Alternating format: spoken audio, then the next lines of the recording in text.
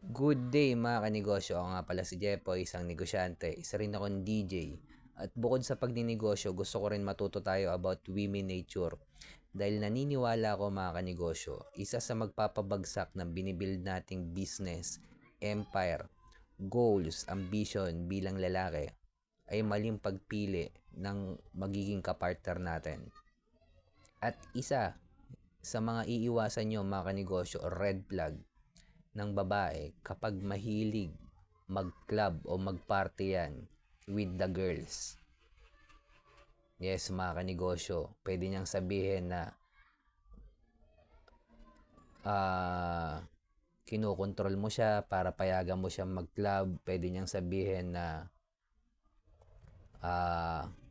kasama niya lang naman mga babae.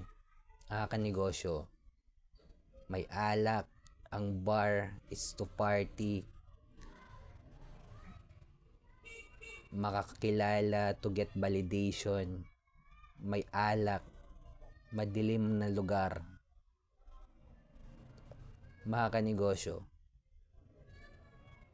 kapag sasabihin pa na ng babae na kung hindi mo siya papayagan, wala kang emotional intelligence, mali mga kanegosyo eh.